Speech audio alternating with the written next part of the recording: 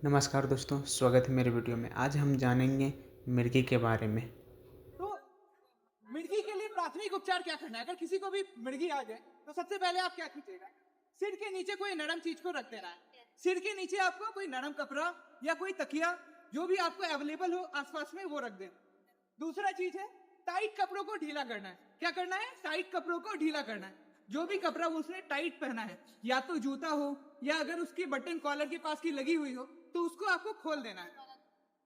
तीसरा चीज, व्यक्ति को एक करवट में लिटाना है। क्या करना है? व्यक्ति को एक करवट में लिटाना है। दाई करवट में लिटाना है या बाई करवट में लिटाना है। इससे क्या होगा कि जब व्यक्ति झटके की स्थिति में रहता है तो उसका जो लार होता है, उसका जो थूक होता है वो जमा होने लगता है, मुंह से बाहर आने लगता है, तो वो गले में फंसकर मरीज को नुकसान ना पहुंचा दे। इसके लिए हमें क्या करना होता है? मरीज को एक करवट लिटाना होता है ताकि वो जो थूक है, ताकि वो जो मुंह का झाग है वो बाहर निकल जाए।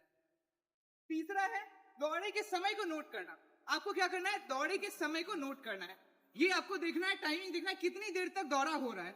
अगर दौरा 5 मिनट से ज्यादा होता है तो आपको नजदीकी स्वास्थ्य केंद्र में जाना है और वहां पे इसकी इलाज करवाना है, जानकारी देनी है। 108 पर आप संपर्क कर सकते हैं। 108 स्वास्थ्य नंबर है जिसपे आप कॉल करके तकनीकी मदद ले सकते हैं, तुरंत आप मदद ले सकते हैं। वहां चिकित्सा सहायता लें, नजदीकी अस्पताल में जाएं और चिकित्सा की सहायता लें। दूसरा, आपको मिर्गी के दौरान क्या नहीं करना चाहिए उसके बारे में बताते हैं। अगर किसी भी व्यक्ति को मिर्गी है तो पहले जब वो झटके की स्थिति में है तो उस समय ना तो आप उसके मुंह में पानी डालें, ना ही कोई चम्मच से उसके मुंह में डालें। अगर मिर्गी हो रहा है तो उसको स्वतः होने दें। जब तक मिर्गी हो रही है तो आपको मिर्गी को देखना है। सिर्फ अगल बगल की वस्तुओं को हटाना है कि वो जो भी मरीज है उसको नुकसान ना पहुंचाए, ये करना है। ना कि उसके मुंह में आपको चम्मच डालना है, चाबी डालना है या पानी डालना है। मरीज के आसपास भीड़ भी नहीं लगाना, क्योंकि जब आप भीड़ लगाते हैं तो उस जगह में मरीज को ही नुकसान होता है। मरीज को सफोकेशन हो सकता है, उसको सांस लेने में तकलीफ हो सकती है। मिर्गी के दौरे को रोके भी नहीं। अगर किसी को मिर्गी का दौरा पड़ रहा है तो उस समय आपको उसको रोकना नहीं है, उसके हाथ पैर को पकड़ना नहीं है। हाथ पैर अगर आप उसके पकड़ते हैं मिर्गी के, तो मिर्गी और बढ़ जाता है और दिक्कत होता है। इसीलिए हाथ पैर को ना पकड़े और मिर्गी होने दें जब तक वो स्वतः नहीं रुक जाए, अपने आप नहीं रुक जाए। मिर्गी के मुख्य लक्षण अगर आप देखें तो क्या क्या आपको देखने को मिलेगा? झटका आएगा। दूसरा है भ्रम, व्यक्ति भ्रमित रहेगा। तीसरा है बेहोशी, जब मिर्गी होगा उसके बाद व्यक्ति बेहोश हो जाएगा। उसके बाद घूरना, उसकी आदत रहेगी, वो घूरता रहेगा, वो स्टेयर करेगा, आपको देखेगा। कभी बैठा रहेगा तो उसको खुद पता नहीं कि वो क्या कर रहा है, वो कहीं एकटक निहारते रहे।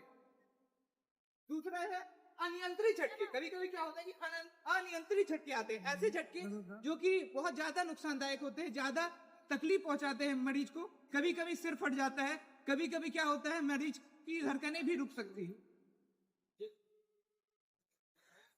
मिर्गी के दौरे में आप क्या क्या नहीं करें, ये सेम चीज है यहाँ पे।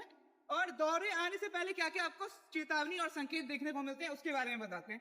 अचानक डर या घबराहट लगा। अगर कोई भी मरीज को मिर्गी आने वाला है तो उससे पहले क्या होता है कि अचानक उसको घबराहट सा लगेगा, चक्कर आने लगेगा, आंखों के सामने धुंधला दिखाई देगा।